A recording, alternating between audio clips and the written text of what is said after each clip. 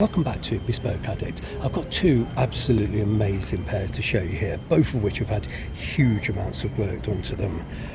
This pair, they're both from the 1960s. These are Peel & Co. butterfly loafers, absolutely stunning. They came to me with this kind of patina, but they needed a lot of work. They were very, very, very dry. They hadn't had trees in them, and they had very delicate stitching around the back here. They were starting to tear, and the worst was they had the very early signs of red rot. So all of the polish and patina had to be stripped off to be able to first of all treat them for the red rot.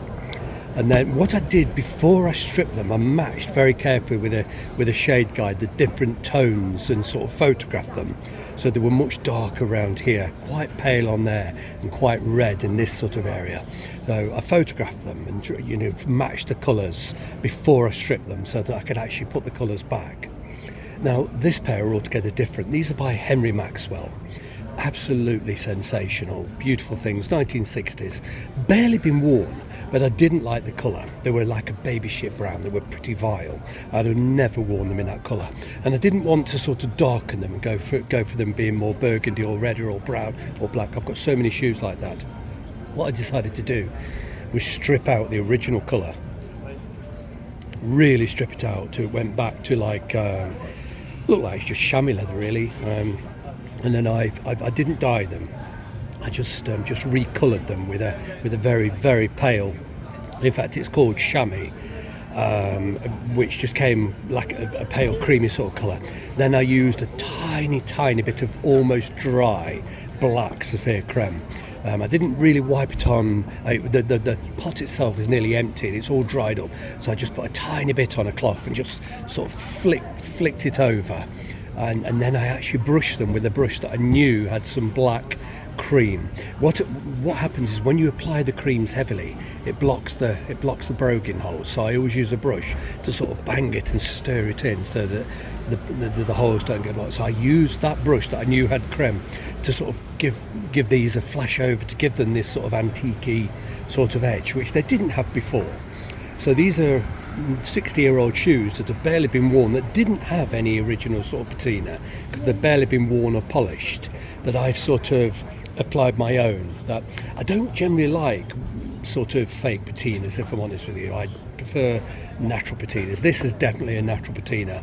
They looked like this before, and then I've sort of cleaned them, stripped them back and replicated what was there. This pair didn't have a patina, but then after I'd lightened them, I didn't really like that colour either. It was too plain, so I just gave them the tiniest sort of flick over. It took a few seconds to flick a bit of black onto them to sort of deepen and enhance what was here. And I'm really pleased. Yeah, they are gorgeous things. These are not the correct trees. These are George Cleverley for Pulse and Scone, but Henry Maxwell on Bond Street, full bespoke. Beautiful, beautiful things, and they're ready to go on my feet, and I just need to take them home and match a pair of laces. I've got a bag full of lovely brand new laces, and I will have a good colour that will match these, and I'll start wearing them. And this pair I'll be taking home later as well and start wearing them. Both of these pairs, I've had these kicking around the salon for more than 2 years. They've just been in the salon sort of occasionally. I've been stripping a bit and then getting fed up, putting them down, stripping it. It takes hours and hours and hours to strip them. I've had these a while as well, and been working on them for some time. And there's loads of pairs in the salon. There's a lovely pair of George Cleverley just down here.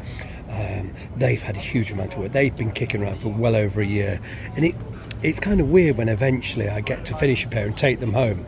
Both these pairs are coming home with me tonight, and I start wearing them.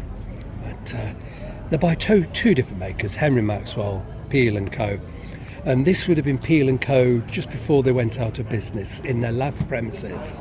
They were made between 1958 and 1966. It would have been in the period when Terry Moore was still a very young man working with Peels. When Peels finally closed, he went to work at Foster & Son. But this last could well have been made by Terry Moore. And this pair, I've no idea who was working with Henry Maxwell at the time, but it was before Henry Maxwell's financial woes of the 1970s, when they sort of passed hands and closed down and reopened and closed down, changed hands. It was before that period. and this was the final period of Peel & Co before their demise. And who was it? Brooks Brothers bought the brand name, but they obviously, they've never produced shoes like this.